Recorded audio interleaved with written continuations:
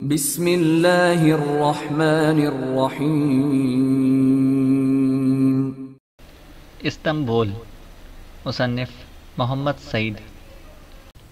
Theodora نے cardinal Julian کو شب بخیر کہنے سے پہلے یہ خوشخبری سنا دی تھی کہ ہنیاڑی نے اپنا معاہدہ توڑ کر عثمانیوں کے خلاف پیش قدمی کا فیصلہ کر لیا ہے۔ جولین اس خوشخبری کے باوجود ساری رات بے قرار رہا۔ اسے ہنیاڑی کی ہمت اور خوشبختی میں کوئی شبہ نہ تھا، مگر اس نوجوان سالار کی متلون طبیعت نے جولین کو مایوس کر دیا تھا۔ وہ سوچ رہا تھا کہ اگر ہنیاڑی عثمانیوں سے پہلی جھڑپ کے بعد خواہ وہ کامیاب ہو یا ناکام، تھیوڈورا کا ہاتھ تھام کر تلوار ہاتھ سے رکھ دے اور میدان جنگ کی بجائے طاؤس و رباب میں مست ہو جائے تو کاش وہ تھیوڈورا کو ابھی ہنیاڑی کی نگاہوں سے اوجھل رکھ سکتا۔ کیا یہ ممکن تھا کہ تھیوڈورا کو عارضی طور پر بلکان سے باہر بھیج کر ہنیاڑی کو یقین دلایا جاتا کہ جب تک وہ عثمانی سلطنت کو یورپ اور ایشیا کے نقشوں سے حرف غلط کی طرح نہ مٹا دے، اس وقت تک تھیوڈورا کا ہاتھ اس کے ہاتھ میں نہیں دیا جا سکتا۔ لیکن یہ کیسے ممکن ہے؟ وہ یہ کیسے برداشت کرے گا کہ وہ تو میدان جنگ میں اپنے سینے پر عثمانی تلواروں اور تیروں کے زخم کھاتا رہے، اور جس کے لیے وہ ایک مرتبہ پھر خاک و خون کی ہولی کھیلنے پر آمادہ ہوا ہے، اس کی نگاہوں سے دور، بہت دور، کسی ہنگامہ آفرین یورپی شہر میں رنگ و نور کی قیدی بنا دی جائے۔ جولین نے نیند کی خواہشوں میں بار بار کروٹیں لی۔ وہ سوچا تھا بذات خود تھیوڈورا کو بھی ترکوں کے خلاف کیوں نہ استعمال کیا جائے۔ جولین کا یہ اقدام بلکانیوں کی موروثی روایات کے عین مطابق تھا۔ قیصر روم سے لے کر بلکان کے عام ریاستی باشندوں تک ایسا خاندان مشکل سے نظر آتا تھا جس نے اپنی بیٹیاں اور بہنیں ترکوں کے حوالے نہ کی ہوں۔ قیصر اندرونیکس اور ہنگری کے بادشاہ سرزاس کی بیٹیاں ابھی تک عثمانی حرم میں زندہ تھیں۔ تاریخ شاہد ہے کہ جب مسیحی سیلاب عباسی سلطنت کی نااہلی، عیش کوشی اور عاقبت نا اندیشی کے باوجود بغداد کی مرکزی حکومت کی چٹان سے بار بار ٹکرانے کے بعد ناکام واپس لوٹ گیا، تو فرانس اور وینس کے سوداگروں نے اپنی بیٹیاں چنگیز خان کے دربار میں بھیج کر منگولوں کو مسلمانوں کے خلاف اکسایا۔ تیمور کو ترکوں کے خلاف میدان میں کون لایا؟ یورپ۔ بایزید یلدرم کی عبرتناک شکست کے اسباب کیا تھے؟ عورت، سرزاس کی بیٹی لیڈی ڈسپینا، جس نے کوسونو کے میدان میں ترکوں کے ہاتھ سے اپنے بادشاہ باپ کی موت کے بعد یہ قسم کھائی تھی کہ وہ بایزید کی بیوی کی حیثیت سے ترک حرم میں داخل ہوگی اور جب تک اس سلطنت کو تباہ و برباد نہ کر دے اس وقت تک حرم سے باہر نہ نکلے گی۔ تھیوڈورا کو عثمانی حرم کی زینت بھی بنایا نہ جا سکتا تھا، کیونکہ جیسے ہنیاڑی کو معلوم ہوا کہ وہ جس دوشیزہ کو حاصل کرنے کے لیے اپنی قسم توڑ کر میدان جنگ میں اترا ہے، اس کی زندگی کلیسا کی جگہ سلطانی حرم کے لیے وقف ہو چکی ہے، تو وہ بالکل دیوانگی کے عالم میں ہاتھ سے تلوار پھینک کر شاید خود بھی راہبانہ زندگی اختیار کرے گا۔ وہ اب پھر کروٹ بدل رہا تھا۔ آج خیالات کا ایک لامتناہی سلسلہ اس کے دماغ کے ہر تار کو جنبش دے رہا تھا۔ شدت درد سے اس کا سر پھٹا جا رہا تھا۔ تھوڑی ہی دیر بعد اس کے ذہن میں ایک نیا خیال آیا، جس کے تصور ہی سے اس کے خشک ہونٹوں پر مسکراہٹ پھیلنے لگی۔ بلکان کے ایک معزز نواب کی بیٹی، سلطان مراد کی چہیتی بیگم، اور سلطان کی سوتیلی ماں کی حیثیت سے آج بھی زندہ تھی۔ نہ صرف زندہ تھی بلکہ اس کا ایک بیٹا بھی تھا۔ عثمانی سلطنت پر مراد کے بعد جو حق محمد کو حاصل تھا، مراد کی مسیحی بیوی کا بیٹا بھی اتنا ہی حقدار ہے۔ اگر اس کمسن شہزادے کو آدرنا سے نکال کر عافیت کے ساتھ یورپی مقبوضات میں پہنچا دیا جائے تو محمد کے مقابلے پر تخت کا ایک اور وارث میدان میں لایا جا سکتا ہے۔ یہ کام اگرچہ مشکل ضرور ہے لیکن ناممکن نہیں۔ تھیوڈورا کو اس مہم کے لیے تیار کیا جا سکتا ہے۔ وہ نہ تجربہ کار عقیدہ پرست لڑکی مسیحیت کی عظمت کے لیے کسی قسم کی قربانی دینے سے دریغ نہ کرے گی، اور اگر ہنیاڑی کو معلوم ہو گیا کہ تھیوڈورا نے کس طرح جان جوکھم میں ڈال کر آدرنا سے محمد کے سوتیلے بھائی تخت کے ایک اور دعوے دار کو یورپ لانے کی ذمہ داری لے لی ہے، تو آدرنا ایک ایسے طوفان کی نظر ہو جائے گا جسے برداشت کرنا ناممکن ہے۔ عثمانیوں پر دو محاذوں سے پیش قدمی ہوگی، ایک طرف اپنے حسن و شباب کی برکتوں سے محفوظ تھیوڈورا اور دوسری طرف تیر و سنا سے مسلح ہنیاڑی۔ وہ اپنے خیالات کی حماقت پر بے ساختہ مسکرایا، اٹھا اور اٹھ کر بیٹھ گیا۔ پچھلی رات بالکل خاموش تھی اور اسے اپنے تنفس کی آواز کے سوا کچھ سنائی نہ دیتا تھا، جو ان کے جذبات کی شدت اور احساسات کے وفور کی وجہ سے تیز ہو گئی تھی۔ پھر وہ بستر سے اٹھ کھڑا ہوا۔ اس نے رات کے 3 پہر آنکھوں میں کاٹ دیے تھے۔ معاہدہ زیجدین کے بعد عیسائی دنیا جس شرمناک سازش کو پروان چڑھانے والی تھی، جولین اس کا سربراہ تھا۔ اس سازش کی کامیابی براہ راست جولین کے ذمہ تھی۔ اور وہ اس کی کامیابی کے خواب دیکھ رہا تھا۔ جولین منصوبے بنا بنا کر تنگ آ گیا۔ اب اس کا دماغ شل ہو چکا تھا، اس کی آنکھیں دکھ رہی تھیں، اس کا رواں رواں جل رہا تھا۔ تھوڑی دیر آرام کرنے کے لیے وہ اپنے بستر کی طرف بڑھا، بیٹھا اور لیٹ گیا۔ چندی گھڑیوں میں نیند نے اس پر غلبہ پا لیا تھا۔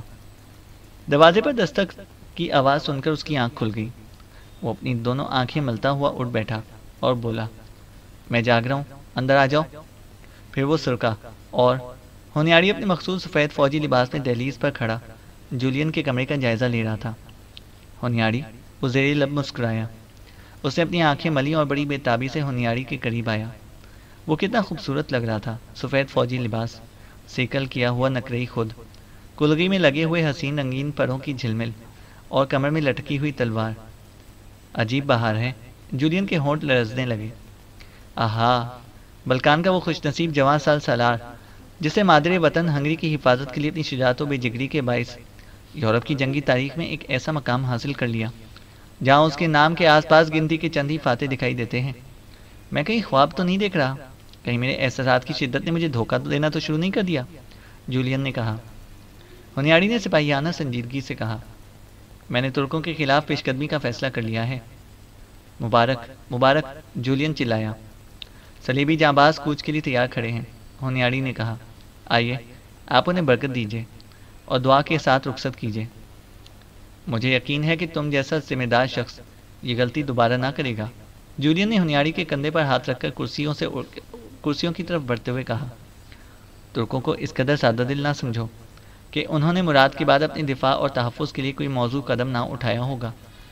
تم جس جنگ کے لیے صلیبی لشکر کی رہبری اور قیادت کر رہے ہو، وہ جنگ تاریخ کی فیصلہ کن جنگوں میں شمار ہوگی، اور ایسی یادگار جنگ کے لیے ہمیں ہر ممکن احتیاط اور دور اندیشی سے کام لینا ہوگا، جولین نے کہا۔ اس نے کرسیوں کے قریب پہنچ کر ہونیاڑی کو بیٹھنے کا اشارہ کیا اور خود اس کے پہلو میں بیٹھ کر ایک طویل ٹھنڈی آہ بھرتے ہوئے کہا، ترک پورے 200 سال بعد قابو میں آئے ہیں۔ اگر وہ اس مرتبہ بھی ہمارے ہاتھ سے نکل گئے تو پھر یورپ کی مسیحی آبادیوں کو ترکوں کی غلامی سے محفوظ رکھنے کا کوئی امکان باقی نہ رہے گا۔ عثمانی دستے معاہدہ زیجدین کی روح سے بلکان کے سرحدی قلعے خالی کر رہے ہیں۔ سربیا کو ان کے وجود سے پاک ہو لینے دو، ولاشیا کے ان علاقوں کا جو عثمانی سلطنت میں شامل ہو چکے تھے ہنگری سے الحاق ہونے دو، اور پھر نہ جانے جولین اپنا کہکا کیوں نہ روک سکا۔ وہ دیر تک ہنستا رہا اور ہونیاڑی عجیب سنجیدگی کے عالم میں اس کا منہ تکتا رہا۔ جولین کے چہرے پر ابھی تک ایک پراسرار مسکراہٹ پھیلی ہوئی تھی۔ اس نے ہونیاڑی کی طرف جھکتے ہوئے کہا، اور پھر ان سرحدی قلعوں کی سپاہ کو ذرا میدان میں بھی نکل لینے دو، سمجھے؟ سمجھا، ہونیاڑی نے کرسی پر زور سے ہاتھ مارتے ہوئے کہا۔ تو پھر صبر کرو، ہر اعتبار سے متحد اور چوکنے رہو اور وقت کا انتظار کرو، جولین بول رہا تھا۔ جولین جس وقت کا انتظار کر رہا تھا وہ آخرکار آ ہی گیا۔ نفرت، تعصب اور تباہی کے اس صلیبی سیلاب کے راستے سے رکاوٹیں ہٹ گئیں اور آدرنا کی طرف بڑھنے کے لیے اب یہ سیلاب سینٹ نکولاس چوک میں چنگھاڑ رہا تھا۔ ہونیاڑی اپنے سفید گھوڑے پر سوار اس سپاہ کے سامنے پھر رہا تھا جو بلگراد اور ہرمانسٹڈ کی جنگوں میں ترکوں کو شکست دینے کے بعد انہیں ڈینیوب کے پار دھکیل آئی تھی۔ ان کے حوصلے بلند تھے اور ان کے دلوں میں آدرنا کی تسخیر، فلسطین کی فتح، سارے اسلامی مشرق کی تباہی کے نئے ولولے پیدا ہو گئے تھے۔ ہونیاڑی انہیں بتا رہا تھا، پاپائے روم کے نائب کارڈینل جولین تمہیں دعا اور برکت دینے کے لیے آ رہے ہیں۔ اور جب کارڈینل جولین کی سواری نظر آئی تو لشکر میں ہلچل سی مچ گئی۔ تلواریں اور سلیبیں بلند ہو کر جولین کا استقبال کرنے لگیں۔ جولین کے گرد و پیش ہنگری کے عقیدت مند ہجوم نے جلوس کی سی صورت اختیار کر لی تھی۔ حد نگاہ تک سوار اور پیادہ اس سے پاس موجود تھی۔ چاروں طرف تلواروں، نیزوں اور سلیبوں کی عجیب و غریب دنیا آباد تھی جن کا رخ آدرنا کی طرف تھا۔ ہر شخص خاموش تھا، ہر شخص ہمتن گوش تھا۔ وہ انہیں الوداعی پیغام دینے لگا۔ یورپ کے محافظوں، اس موقع پر کچھ زیادہ کہنے سننے کی ضرورت نہیں، اور نہ ہی میں تمہارا قیمتی وقت ضائع کرنا چاہتا ہوں۔ میں تمہاری آنکھوں کی چمک، چہرے کی سرخی اور دل کی دھڑکن سے تمہاری امنگوں اور آرزوؤں کی خاموش آواز سن رہا ہوں۔ میں تمہیں کیسے یقین دلاؤں کہ اس وقت مسیح کی عظمت اور اس کے پیغام کی لاج تمہارے ہاتھ میں ہے۔ ہر ایک مسیحی بچے کی زندگی، عورت کی عزت، حسرت اور یاس بھری نظروں سے تمہاری طرف دیکھ رہی ہے۔ مسیحیت نے اپنی جو امیدیں تمہاری تلواروں اور تمہارے بازوؤں کی حرکت کے ساتھ وابستہ کی ہیں، میں خلوص سے دعا کرتا ہوں کہ مقدس باپ تمہیں ان کا جائز امین بننے کی توفیق دیں۔ آمین کا غلغلہ بلند ہوا، اور جب ایک مرتبہ پھر خاموشی چھا گئی تو جولین نے پھر کہا، مجھے تمہاری خوش قسمتی پر رشک آتا ہے۔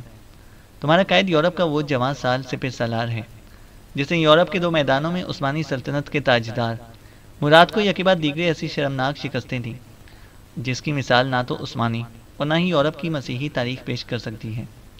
میری تمنا تھی کہ میں بھی اس خوش قسمت سالار کی قیادت میں اس جہاد میں حصہ لیتا، لیکن چونکہ تمہارا محبوب شہزادہ ولاڈی سلاس بھی جہاد میں شریک ہو رہا ہے، اس لیے دونوں نے مل کر مجھے ہنگری ہی میں چھوڑ دینے کا فیصلہ کر لیا ہے، جولین کہہ رہا تھا۔ اس نے بیک وقت ولاڈی سلاس اور ہنیاڑی کی طرف دیکھ کر مسکراتے ہوئے کہا، میں تو یہ سمجھنے پر مجبور ہوں کہ وہ عزت اور شہرت کے جس مقام کی طرف پیش قدمی کر رہے ہیں اسے مجھے برابر کا شریک نہیں کرنا چاہتے۔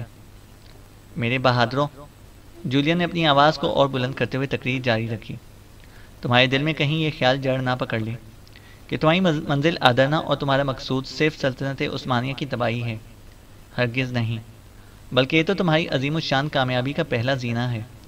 حقیقت میں ہمارا قبلہ مقصود فلسطین ہے، وہ ارض مقدس جو صدیوں سے مسلمانوں کے قدموں میں پامال ہو رہی ہے، وہ مقدس مقامات جو اجڑ کر کھنڈروں میں منتقل ہو جانے کے بعد حسرت و یاس کے عالم میں ہماری طرف دیکھ رہے ہیں، وہ جگہ جہاں تمہارے باپ نے آنکھیں کھول کر کفر کا پردہ چاک کیا، وہ جگہ جہاں تمہارے باپ کو سولی دی گئی۔ اور یہ کتنے شرم کا مقام ہے کہ مسیحی یورپ آج بھی ان جگہوں کی زیارت کرنے سے محروم ہے، اور جو چند پروانے روحانی شمع کی زیارت کے شوق میں یورپ سے فلسطین کا سفر کرتے ہیں انہیں مسلمانوں سے اجازت لینی پڑتی ہے، پھر انہیں زندہ آنے کی کبھی اجازت نہیں دی جاتی، جولین کہہ رہا تھا۔ اس نے ہنیاڑی کی آنکھوں میں آنکھیں ڈال دیں اور گرجنے لگا، ہمارے انتقام کی آگ اب صرف اسی صورت میں بجھ سکتی ہے کہ جس طرح انہوں نے ہمیں ارض مقدس میں آزادی سے جانے اور شوق زیارت سے بزور محروم رکھا ہے، بالکل اسی طرح ہم بھی انہیں ان کے کعبہ میں داخل نہ ہونے دیں، کعبہ میں ہم اپنے پنجے گاڑ دیں اور مسلمان ہمارے رحم و کرم پر ہوں، جولین کہتا جا رہا تھا۔ بوڑھے راہب کی ولولہ انگیز تقریر تھیوڈورا کے دل کی گہرائیوں میں اترتی چلی جا رہی تھی۔ وہ سوچ رہی تھی کہ اے کاش اس جہاد میں وہ بھی شامل ہو سکتی۔ اس کا رواں رواں احساسات سے کانپ رہا تھا۔ وہ چاہتی تھی کہ جولین اب خاموش ہو جائے، اس کے دل میں جو آگ بھڑک رہی تھی اس کی تپش کو اور زیادہ تیز نہ کرے، لیکن جولین بلند آواز میں کہہ رہا تھا، اب اسلام کی ذلت و تباہی اور مسیحیت کے عروج و کامیابی کا وقت آ گیا ہے۔ یورپ میں جان کاروس ہنیاڑی کا وجود اس بات کا زندہ ثبوت ہے کہ اب تاریکیوں کے بادل چھٹ جائیں گے اور تم اس روشنی کے نقیب بن جاؤ گے جو یورپ سے ایشیا کی طرف منتقل ہونے والی ہے۔ میں دعا کرتا ہوں کہ باپ اور بیٹا تمہیں ارض مقدس کے کھنڈرات کو روشن و آباد کرنے کی توفیق دیں۔ جولین خاموش ہو کر اسٹیج سے اتر آیا۔ لشکر اور عوام نے یک زبان ہو کر پرجوش نعرے بلند کیے۔ صلیبیوں اور تلواروں کے سمندر میں ایک بار پھر طوفان آ گیا۔ جولین لشکر کے تمام سردار جمع کیے اور باری باری ان سے مصافحہ کرنے لگا۔ ہنیاڑی نے اس فرصت سے فائدہ اٹھایا، وہ تھیوڈورا کے قریب آیا۔ تھیوڈورا کی آنکھوں کی چمک ہنیاڑی کا خیر مقدم کر رہی تھی۔ اس کی نگاہیں بتا رہی تھی کہ وہ جہاد پر نہیں جا رہی، لیکن جو لوگ جہاد پر جا رہے ہیں ان کے لیے اس کے دل و جان حاضر ہیں۔ ولاڈی سلاس نے ہنگری کے ولی عہد ہونے کی حیثیت سے کارڈینل جولین کے اشارے پر فوج کو کوچ کرنے کا حکم دیا۔ فوجی بینڈ بجنے لگے اور یورپ کی مختلف قوموں کے رنگا رنگ پھریرے کھول دیے گئے۔ ہنیاڑی آخری بار تھیوڈورا کے سامنے جھکا اور سرگوشی کے انداز میں کہا، صلیبی مجاہد نہ جانے کس انعام اور خوشی کے لالچ میں آدرنا کی طرف بڑھے جا رہے ہیں، مگر مجھے نہ شہرت کی تمنا ہے نہ بہشت کی، میں تو صرف تمہاری خواہش کے احترام میں جنگ کی طرف جا رہا ہوں، اور میرا انعام صرف یہی ہے کہ تم مجھے بھلا نہ دینا۔ ہنیاڑی بول رہا تھا۔ تھیوڈورا نے اپنے گلے سے چھوٹی سی طلائی سلیب اتاری جو باریک سنہری زنجیر کے ساتھ لٹک رہی تھی اور اسے ہنیاڑی کی طرف بڑھایا۔ ہنیاڑی مسکرایا اور اپنی گردن میں تھیوڈورا کے سامنے جھکا دی۔ اسے اپنے ہاتھ سے سلیب ہنیاڑی کے گلے میں ڈال دی اور کہا، میں یورپ کے اس خوش نصیب مجاہد کو کبھی نہ بھولوں گی جو اس سلیب کو ارض مقدس میں دوبارہ سربلند کرنے کا عہد کر چکا ہے۔ ہنیاڑی ایک بار پھر تھیوڈورا کے سامنے جھک گیا اور سلیب کو چوم کر بولا، مجھے یہ سلیب جان سے زیادہ عزیز رہے گی، اس لیے نہیں کہ یہ سلیب ہے سنہری قیمتی اور مقدس سلیب، بلکہ اس لیے کہ یہ اس دوشیزہ کا تحفہ ہے جسے تمام یورپ میں سب سے زیادہ حسین ہونے کا فخر حاصل ہے۔ ہنیاڑی تھوڑی دیر کے لیے خاموش ہو گیا۔ اس کی نظریں تھیوڈورا کے چہرے پر مرکوز تھیں جسے سورج کی ابتدائی کرنوں نے اس قدر دل فریب بنا دیا تھا کہ اس کی نظر ٹھہر نہ سکتی تھی۔ اس نے اپنا سلسلہ کلام جاری رکھتے ہوئے کہا، خدا تمہیں میرے واپس آنے تک ہر بلا سے محفوظ رکھے۔ اتنی دیر میں ہنیاڑی کا خدمتکار اس کا سفید گھوڑا اس کے قریب لے کر آ گیا تھا۔ لشکر موج در موج آگے بڑھ رہا تھا۔ ہنیاڑی بھی سوار ہوا۔ جب وہ جولین کے قریب سے گزرا تو عقیدت سے جھک گیا۔ جولین مسکرایا اور اس نے خاموشی کے عالم میں اسے دعا دینے کے لیے ہاتھ اٹھائے، جس میں چھوٹی سی سیاہ آبنوسی سلیب لہرا رہی تھی۔ سڑکوں کے دو طرفہ درختوں اور چھتوں پر سلیبیں اور پرچم لہرا رہے تھے۔ ہنگری پرجوش نعروں اور مجاہدوں کی کامیابی کے لیے دعاؤں کی گونج میں لرزنے لگا تھا، جس سے ہزاروں گھوڑوں کی سموں نے اور زیادہ شدید کر دیا تھا۔ تیسرا باب، ورنا کا میدان۔ مغرب کو مشرق وسطیٰ، یورپ کو ایشیا اور افریقہ سے کاٹنے والے سمندر، بحیرہ روم کو وجود ادا کرتے وقت خشک وطر، زمین و آسمان کے خالق نے کچھ اسی مصلحت سے کام لیا کہ جس وقت تک مسلمان اس کی عظمت کو پہچانتے رہے، اس وقت تک ماوراء النہر سے مراکش اور ایڈریاٹک سے سندھ تک کی ساری درمیانی اس دنیا پر اسلامی پرچم لہراتا رہا۔ اسی سمندر کی مشرقی سرحد پر گیلی پولی اور مغربی سرحد پر جبل الطارق دو ایسی پرتمکنت اور پروقار چٹانیں ہیں جنہیں کانپتا ہوا زرد سورج طلوع ہونے کے بعد اور غروب ہونے سے پہلے پہلا اور آخری سلام کر کے رات بھر کے لیے اس دنیا سے رخصت ہو جاتا ہے، اور یہ خورشید جہاں تاب اسی طرح ہر روز ان دو انتہائی روشن مقامات اور ان کے مسلمان فاتحین کو خراج عقیدت پیش کرنے کے لیے مشرق سے مغرب کا سفر کرتا ہے۔ بحیرہ روم کے مغربی دروازے سے پر جبل الطارق کی وہ چٹان پہرا دے رہی ہے جس پر نامور مسلمان سپہ سالار طارق نے اپنے 3000 مجاہدوں کے ساتھ مغربی یورپ کے جنوبی حصے اندلس پر پہلی بار قدم رکھا، اور طارق کے نام کی رعایت سے اس چٹان نے تاریخ میں غیر فانی مقام حاصل کیا، اور بحیرہ روم کے مشرقی کنارے پر گیلی پولی کے مقام سے وہ جزیرہ آباد ہے جو ایک طویل نکیلے پتھریلے تیر کی طرح یورپ کی مشرقی کونے سے نکل کر سمندر کے سینے میں اترتا چلا گیا ہے۔ یہ وہ جگہ ہے جہاں بحیرہ روم نے مارمورا سے جدا ہوتے وقت ایک درے کی حیثیت اختیار کر لی ہے جو درہ دانیال کہلاتا ہے۔ پہلی جنگ عظیم میں سارا مسیحی یورپ، برطانیہ کلاں، روس، امریکہ اور جاپان کی مدد سے ترکوں کو ختم کرنے کے لیے جس درے پر قبضہ کرنے میں کامیاب نہ ہو سکا، اسے صرف 40 ترکوں نے گیلیوں پر عبور کر کے مشرقی یورپ کی جنوبی کونے پر پہلی بار اسلامی پرچم گاڑا تھا۔ نوجوان ترک سلطان محمد کو بھی گیلی پولی سے حد درجے عقیدت تھی، اور یہی وجہ تھی کہ وہ بھی اپنی عظیم سلطنت کے دارالخلافے آدرنا کے پرعظمت دربار اور شاد و آباد محلات کو نظر انداز کر کے سیر و شکار کے بہانے یہیں آ نکلتا تھا۔ گیلی پولی کے عین جنوب میں درہ دانیال کے اس پار ٹروائے کا قدیم یونانی شہر ہے، جس کی حسین ترین شہزادی ہیلن کے افسانے نے اس شہر کو شہرت دوام بخش دی تھی۔ جنوب مغرب میں سپارٹا ہے، جنوب میں سکندر اعظم کا وطن مقدونیہ، اور ٹروائے کے نیچے بلکہ بہت نیچے شام ہے۔ شام کے ساتھ مصر اور مراکش بھی اسی سیدھی خط میں واقع ہے۔ سلطان محمد کبھی پہاڑ کی اونچی چوٹیوں پر چڑھ کر ان ملکوں کی جغرافی پر غور کرتا، اور کبھی ان مسلمان سرداروں کی زندگی پر، جن کے نقشے پا آج تک مکہ معظمہ سے مراکش تک جانے والی صحرائی شاہراہ پر کہکشاں کے ستاروں کی طرح روشن تھے، اور اس کی خواہش تھی کہ وہ انہی نشانوں پر چلتا ہوا شمع توحید کے پروانوں اور مجاہدوں کے نقوش پا کو چومتا ہوا اپنی ساری عمر گزار دے۔ ایک دن شام کے وقت جب وہ گیلی پولی کے ساحل سے دور کھلے سمندر میں سیر کر رہا تھا تو اچانک کسی انجانے خیال نے اسے افسردہ کر دیا۔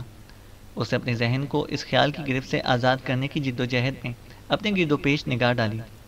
مغرب میں سورج کے ڈوبنے کے وقت سے افق میں آگ بھڑک اٹھی تھی، اور تاریکیاں پراسرار طور پر بتدریج نیلگوں ہوتی ہوئی سرخیوں کی طرف رینگ رہی تھیں۔ سمندر کے تموج میں لمحہ بہ لمحہ اضافہ ہو رہا تھا، اور تھوڑی دیر بعد سلطان محمد کا چھوٹا شکاری جہاز بری طرح ہچکولے کھانے لگا۔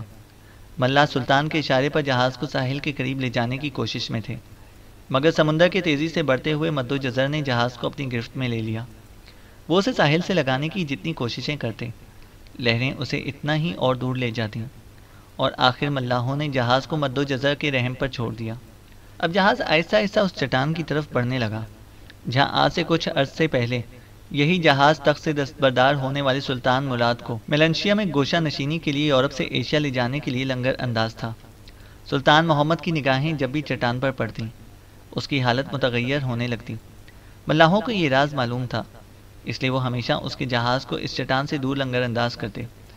آج بھی وہ جہاز کو اس چٹان سے دور ہٹانے کی کوششیں کر رہے تھے، مگر سلطان نے انہیں منع کر دیا اور لہریں اپنے زور سے جہاز کو اسی چٹان کے قریب لے آئیں۔ جہاز لنگر انداز ہو گیا تو سلطان نے عرشے پر کھڑے ہو کر جہاز اور چٹان پر نگاہ ڈالی۔ سب کچھ وہی تھا، مگر سلطان مراد موجود نہ تھا، اور اسے اپنے باپ کی عدم موجودگی کو بری طرح محسوس کیا۔ باپ کی ضعیفی، تخت سے دستبرداری اور یورپ کی سرزمین سے دور ایشیا میں گوشہ نشینی کی زندگی پر اسے رونا آ گیا۔ ابھی وہ جہاز کے عرشے پر کھڑے ہو کر آدرنا کے محلات اور ان کے میناروں کو دیکھ ہی رہا تھا کہ اسے آدرنا سے گیلی پولی آنے والی سڑک پر گرد و غبار کے بادل اٹھتے ہوئے دکھائی دیے، جیسے کئی رسالے سر پر دوڑتے ہوئے آ رہے ہوں۔ وہ جہاز سے ساحل پر آ گیا۔ اس اثنا میں اس کے مصاحب بھی چاروں طرف سے ساحل پر جمع ہو گئے اور اس گھوڑ سوار کو دیکھنے لگے جو سب سے آگے سر پر دوڑتا ہوا سلطان کی طرف آ رہا تھا۔ اس گھوڑ سوار کو دیکھ کر آسانی سے معلوم ہو سکتا تھا کہ وہ آدرنا سے نہیں بلکہ بہت دور سے آ رہا ہے۔ اس کے گھوڑے پر گرد و غبار کی تہیں جمی ہوئی تھیں۔ اس کے چہرے پر حیرت، خوف اور پریشانی نے اپنا رنگ جما رکھا تھا، اور اس کا لباس خون میں لت پت تھا۔ سلطان اس کی یہ حالت دیکھ کر تیز تیز چلتا ہوا اس کے قریب آ گیا۔ اسے گھوڑے سے اترنے کی مہلت بھی نہ دی اور سوال کیا، یہ کیا ہوا تمہیں؟ جولین کی سازش سے ہنیاڑی نے معاہدہ سیدین کی دھجیاں اڑا دیں۔ اس گھوڑ سوار نے ہانپتے کانپتے ٹوٹے پھوٹے الفاظ میں کہا، ہماری جو فوج معاہدے کے احترام میں سربیا، بوسنیا اور ہنگری کے سرحدی برجوں کو خالی کر کے دارالخلافے کی طرف بڑھ رہی تھی، ان سب کو تحقیق کر دیا گیا۔ کئی دستوں کو قلعوں ہی میں زندہ جلا دیا گیا، سینکڑوں سپاہیوں کو پہاڑ کی چوٹیوں سے گہرے کھڈوں میں گرا دیا گیا، اور اب متحدہ یورپ کا زبردست مسیحی لشکر ورنا کی طرف بڑھ رہا ہے، اور میں کچھ نہیں کہہ سکتا کہ اس وقت تک ورنا کا کیا حشر ہوا ہوگا۔ گھوڑ سوار کہتا رہا۔ سلطان نے لمحہ بھر کے لیے سوار کو دیکھا۔ اسے اس کی باتوں پر یقین نہ آیا۔ کہیں یہ سوار کسی دماغی صدمے کی وجہ سے پاگل تو نہیں ہو گیا؟ سوار نے سلطان کو اپنے سامنے پا کر نیچے اترنے کی کوشش کی تاکہ وہ سلطانی آداب ملحوظ رکھے، مگر زخموں کی وجہ سے وہ اتر نہ سکا۔ نیچے گرا اور گرتے ہی اس نے بےتابی کے ساتھ سلطان کے پاؤں تھام لیے، پھر آخری بار کہا، سلطان۔ سلطان اس پر جھکا۔ سپاہی اپنا فرض ادا کرتے ہوئے عثمانی سلطنت پر قربان ہو چکا تھا، وہ اپنا حق کے نمک ادا کر چکا تھا۔ سلطان اس کے پاس زمین پر ہی بیٹھ گیا، سپاہی کی شہادت کے اعزاز میں اپنے سر سے سلطانی امامہ اتار لیا اور کہا، میں عثمانی سلطنت سے تمہاری وفاداری کی قسم کھا کر کہتا ہوں کہ تمہاری شہادت کا انتقام لیا جائے گا، ان شہیدوں کا انتقام لیا جائے گا جو سرحدی چوکیوں سے دارالخلافے کی طرف آتے وقت کام آئے، اور ہماری گرفت سے وہ صلیبی حملہ آور بھی کبھی نہ بچ سکیں گے جنہوں نے ہماری سرحد چوکیوں کو جلا کر راکھ میں منتقل کر دیا ہے۔ سلطان نے اپنی شاہانہ خلعت اتاری اور مرحوم سپاہی کی لاش پر پھیلا دی۔ اتنے میں وہ سوار بھی آن پہنچے جو اس قاصد کے پیچھے پیچھے آ رہے تھے۔ ان میں زیادہ تر آدرنا کے عمرا اور وزراء تھے۔ سب کے چہروں پر پریشانی چھائی ہوئی تھی، سب حیرت سے نوجوان سلطان کا منہ تک رہے تھے۔ سلطان نے سالار اعلیٰ سے مخاطب ہو کر کہا، فوری طور پر جس قدر فوج تیار ہو سکتی ہے اسے ورنا کی طرف کوچ کا حکم دیا جائے، میں صبح ہونے سے پہلے پہلے ورنا کی طرف روانہ ہو رہا ہوں۔ سالار اعلیٰ سلطان کے سامنے جھک گیا اور اس کے بعد سلطان نے وزیر اعلیٰ سے کہا، اس وقت ایک مختصر سا وفد میلنشیا کی طرف روانہ کیا جائے جو ضعیف سلطان کو میری طرف سے یہ پیغام دے کہ آپ نے جس دشمن کے ساتھ کیے ہوئے معاہدے کے احترام میں تخت سے دستبردار ہو کر گوشہ نشینی اختیار کی تھی، اسے معاہدہ زیدین کی عبارت کی سیاہی خشک ہونے سے پہلے ہی اسے مٹا ڈالا۔ میری طرف سے گوشہ نشین سلطان کی خدمت میں ہدیہ تبرک پیش کرنے کے بعد یہ بھی عرض کیا جائے کہ گیلی پولی کے کنارے میری دن رات کی دعائیں مستجاب ہوئیں۔ دشمن اپنے آپ ہمارے خلاف میدان میں نکل آیا اور میں اسے ورنا میں ہی روکنے کے لیے کل صبح سے پہلے پہلے روانہ ہو رہا ہوں۔ دعا کیجیے کہ اللہ مجھے کامیاب کرے، مجھے موقع دے کہ میں اپنے آپ کو ترک سلطان ثابت کر سکوں۔ انشاءاللہ آپ بہت جلد یہ سن لیں گے کہ یورپ کے نامور فاتح سلطان دوم کا بیٹا محمد دوم یا تو زیدین کی جگہ جولین اور ہنیاڑی کو صلح اور امن کے بالکل نئے معاہدے پر مجبور کرے گا، یا ورنہ کے میدان میں اس طرح بے جان پڑا ہوا نظر آئے گا کہ ترک پرچم اس کے ایک ہاتھ میں ہوگا اور آپ کی بخشی ہوئی تلوار دوسرے ہاتھ میں۔ سلطان مراد اگرچہ سلطنت عثمانیہ سے دستبردار ہو کر میلنشیا میں گوشہ نشین ہو چکا تھا اور ظاہری طور پر سلطنت کے معاملات سے اس کا کوئی تعلق نہ تھا، مگر اس نے اپنے عہد حکومت کے دوران جو کارہائے نمایاں انجام دیے تھے ان کی روشنی میں وہ نہ صرف عثمانی خاندان کے ممتاز سالاروں بلکہ انتہائی ذہین سیاستدانوں کی صف میں آ گیا تھا۔ اور یہ حقیقت ہے کہ اگرچہ عثمانی سلطنت پر سلطان محمد کی فرما روائی تھی، مگر گوشہ نشین سلطان ابھی تک دوست اور دشمن دونوں کے نزدیک اپنے تدبر، جرت، اعتماد اور پیش آنے والے واقعات کا قبل از وقت صحیح اندازہ لگانے کے لیے ایک ایسا درویش صفت سلطان قرار دیا جاتا تھا جو میلنشیا میں گوشہ نشینی کے باوجود سلطنت کا مرکزی ستون تھا۔ اس میں کوئی شک نہیں کہ انگورا میں تیمور کے ہاتھوں سلطنت عثمانیہ کی انتہائی ہولناک تباہی کے بعد سلطان محمد اول کی فراست اور حکمت عملی نے دوبارہ مردہ سلطنت میں جان ڈال دی تھی، مگر تباہی کے بھنور میں عثمانیوں کے اس ڈوبے ہوئے سفینے کو، جو اب واقعی سمندر کی تہہ میں پہنچ چکا تھا، نہ صرف عافیت بلکہ موجودہ عزت و شہرت کے بلند مقام پر پہنچانے والا سلطان مراد دوئم ہی تھا۔ مراد اپنی حکومت کے آخری ایام میں اپنی سلطنت کی شمالی سرحدوں پر اپنے طاقتور ہمسائے ہنگری سے الجھا رہا، لیکن یورپ میں مراد کی شاندار پیش قدمیوں میں بلغراد کا محاصرہ بڑی شہرت رکھتا ہے۔ آج بلغراد کو محاصرے میں لینے والا شیر میلنشیا میں اپنے باپ کی قبر کے ساتھ چھوٹی سی ملحقہ سبز گنبد والی مسجد میں محصور ہو کر گوشہ نشینی کی زندگی گزار رہا تھا۔ 30 برس تک ڈینیوب سے ڈینزک کے ایوانوں پر ریشہ طائی کر دینے والا مجاہد مسجد میں قرآن مجید کی تلاوت کر رہا تھا، اور جب وفد اس کے حضور باریاب ہوا تو اس نے ایک تارک الدنیا درویش کی طرح کسی رسمی تمہید کے بغیر قائد کو اپنا مدعا بیان کرنے کی اجازت دی، اور جب قائد نے گوشہ نشین سلطان کو تخت نشین سلطان وقت کا مختصر سا پیغام سنایا تو سلطان مراد کی نظریں اطمینان کے ساتھ قرآن کے صفحات پر دوبارہ مرکوز ہوئیں، تلاوت ختم کی، قرآن شریف بند کیا، ادب سے مسجد کے تحت میں رکھا اور اپنے مختصر سے سامان کو الٹ پلٹ کر معاہدے زیدین کی نقل، بوسیدہ تلوار اور ٹوٹی ہوئی زنگ آلودہ ذرہ نکالی، لمحہ بھر کے لیے معاہدے زیدین پر نگاہ ڈالی، ذرہ پہنی اور تلوار کمر میں لٹکاتے ہوئے پوچھا، اس وقت نوجوان سلطان کیا کر رہے ہیں؟ وفد کے قائد نے نہایت مؤدب انداز میں جواب دیا، آپ کے جواب کا انتظار۔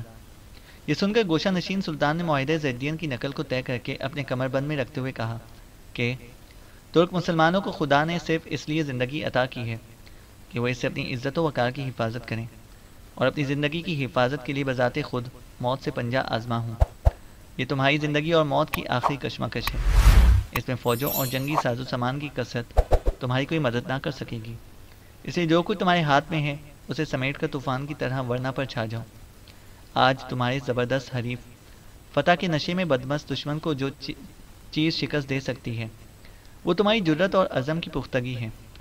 آدرنا سے فوراً نکلو، لشکر و سپاہ کے ساتھ نکلو یا تنے تنہا نکلو، تلواروں نیزوں اور پرچموں کے سائے میں نکلو یا خالی ہاتھ نکلو۔ تم اپنے ضعیف باپ کو درہ دانیال کے پار یورپ کی سرزمین میں ورنہ کی شاعراہ پر اپنا منتظر پاؤ گے۔ معاف کیجیے جناب عالی، وفد کے قائد نے بڑے احترام کے ساتھ ادب کے ساتھ کہا، میں حضور کی ہیبت سے یہ عرض کرنا بھول گیا کہ سلطان وقت نے اسی رات صبح سے پہلے ادرنا سے کوچ کا ارادہ کر لیا تھا۔ سلطان مراد نے لمحہ بھر کے لیے وفد کے قائد کو دیکھا، وہ پورے جذبات سے اس کے ہاتھ غیر ارادی طور پر تلوار کے قبضے پر حرکت کرنے لگے، اور اس نے مسکراتے ہوئے کہا، مجھے اپنے جانشین سے یہی امید تھی۔ چینل کو سبسکرائب کریں اور بیل آئیکن کو پریس کریں تاکہ ہماری ہر اپڈیٹ آپ کو بر وقت مل سکے۔